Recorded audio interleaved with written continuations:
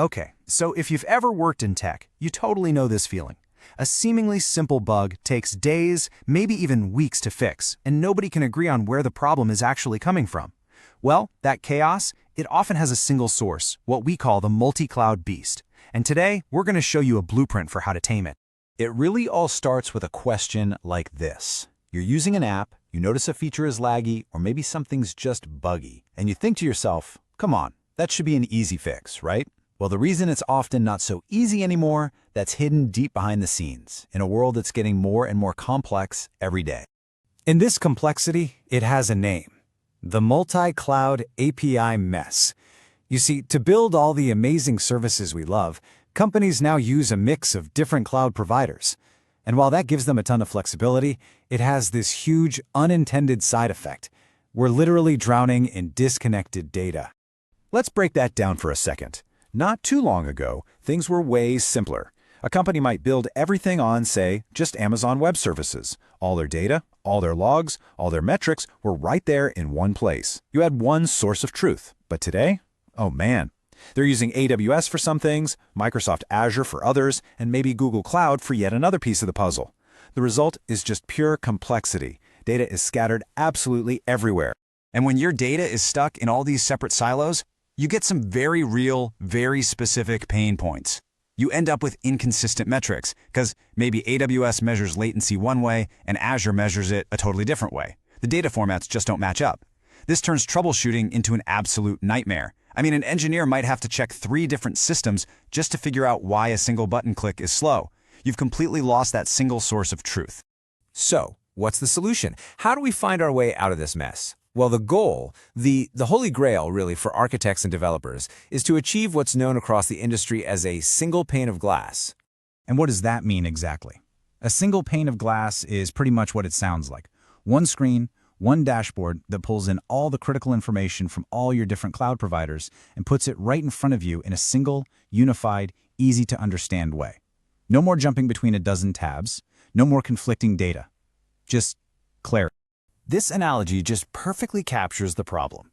Trying to manage a multi-cloud setup without that unified view is like trying to conduct an orchestra where every single musician is stuck in a soundproof room.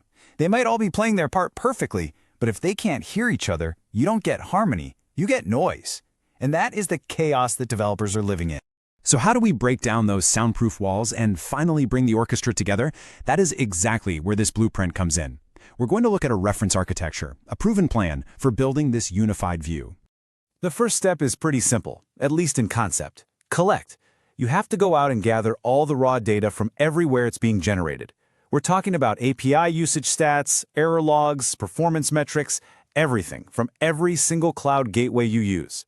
You know, those digital doorways that manage how all your different services talk to each other. But you can't just throw all that raw data into a giant pile. The next step is to aggregate it. This means you channel all those different streams into one central location, and this is the crucial part and often the hardest, you standardize the formats. You have to translate everything into a common language so a latency metric from Google means the exact same thing as one from AWS. And finally, step 3, visualize. You take all this clean, standardized, aggregated data, and you feed it into a single dashboarding tool. This is where the magic happens. This is where you create that single pane of glass we've been talking about, turning a sea of chaotic data into insights you can actually act on. So, what's the real-world impact of putting an architecture like this in place? Let's do a little before and after comparison to really see the shift from total chaos to total clarity. This is the before. And let me tell you, this quote is painfully real for anyone who's been on call for a big application.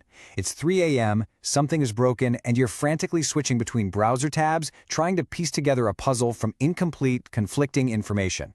It's stressful, it's inefficient, and it means services stay down for longer. And this is the after. Just look at that clarity. In one simple table, you can see every important API endpoint, which cloud provider it's running on, its current latency, that's the response time, and its error rate. Immediately, you can see the /cart endpoint on Azure is the slowest and has the highest error rate. Boom, the problem is instantly identified. But look, this isn't just about making life easier for engineers at 3 a.m. This architecture has a really profound impact on the entire business. Let's zoom out to the big picture to see why this really matters. When you have a unified view, you get faster problem solving, just like we saw. That leads directly to more reliable applications and fewer outages. And when your apps are more reliable, you provide better user experiences, which keeps your customers happy. Ultimately, having clear, accessible data allows you to make smarter business decisions. In a competitive market, this kind of speed and clarity isn't just a nice-to-have, it's a weapon. So we'll leave you with this thought. We've just laid out a blueprint for taming technical chaos by collecting, aggregating, and visualizing data. Now, if this principle can bring clarity to our most complex systems, just imagine what it could do for the rest of the business.